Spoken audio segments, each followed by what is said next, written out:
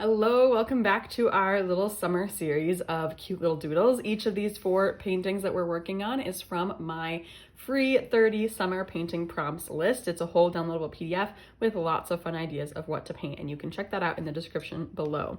I like to take a few of those prompts and put them into full tutorials so that you can get a few more extra steps if that's helpful for you. Today we are going to be working on some little mushrooms. Mushrooms are always so much fun to illustrate and paint, so I know you're going to love this one.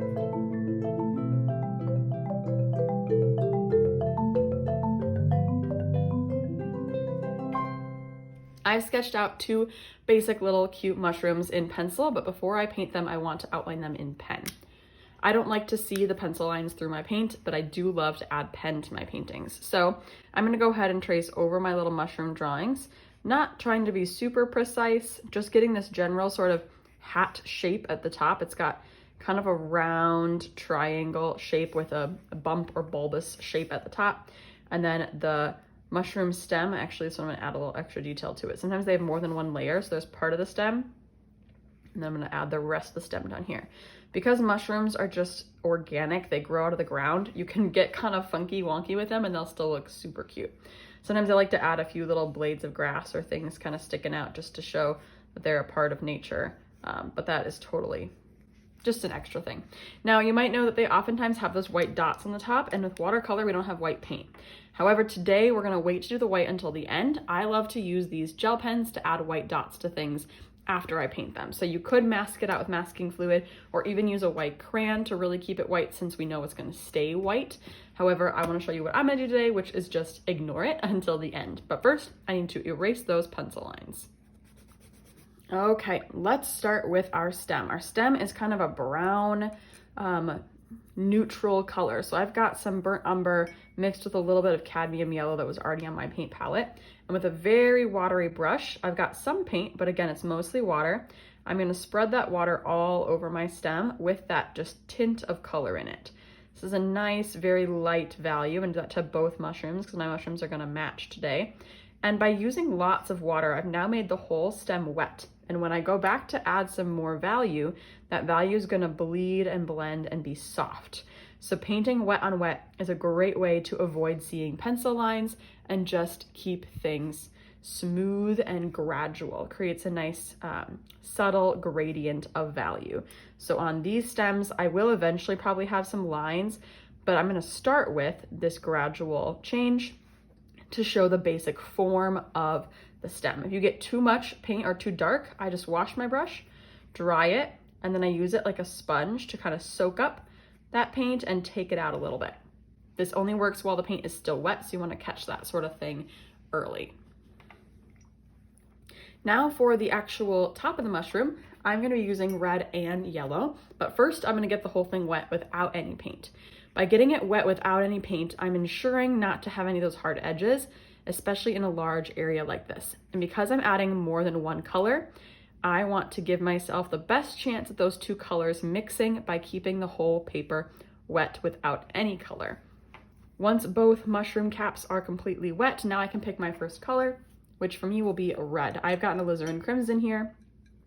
It's kind of a pinkish red, so I think I'm gonna add a little bit of my burnt umber to it, the brown.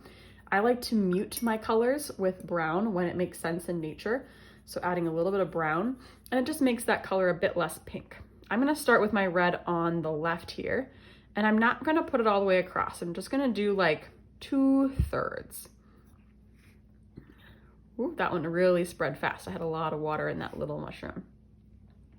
But I'm leaving some space for some yellow paint. Yellow is not as strong as red, so I could actually have done yellow technically everywhere and put red on top of it, and the red would likely have covered up the yellow, but it also might mix and make orange, so I wanna make sure I'm leaving room for both colors to be their own color and not only mix and make a new color. So now I've got some red everywhere. What I'm trying to do is use less and less water to make the color darker and darker. So here I've got a lot of pigment on my brush and not a lot of water. The less water on my brush, the less that paint is gonna move. The thicker it is and the less watery it is, right? So less it's going to flow if I just have mostly pigment, and that's gonna get me a nice dark value.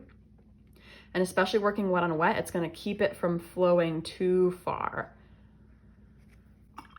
Okay, now I think I've got a nice dark red, light red, white, and then in that white area, I'm gonna put some yellow. So I'm gonna take some of my cadmium yellow here, add a little bit of water to it because I don't want it to be super dark, and I'm going to add it into this, hopefully still wet. If not, I might need to add more water. It's doing all right. Edge of my mushroom. So right where there's no red. Now, on my little mushroom, you can barely see it. It's not as vibrant, and you can almost see it too much on my big mushroom. So I'm gonna push that yellow into my red, clean my brush, dry it, and then push the red into my yellow and just kind of let them merge a little bit in the middle. Got a little hair in there, watch out for those. And because I really want this yellow to be like an accent. I don't want it to be like a stripe or a focal point. And then if I lost some of my red, I'm just gonna add it back in. So a little bit of giving paint, taking away paint, and playing until I like the ratio of red to yellow. I also want to like the ratio of dark to light, and I think I do. So I'm gonna let those mushroom caps dry, and I'm gonna go back to my stems and just add a little bit more interest. I'm gonna wake up, actually, I think I have a mixture right here.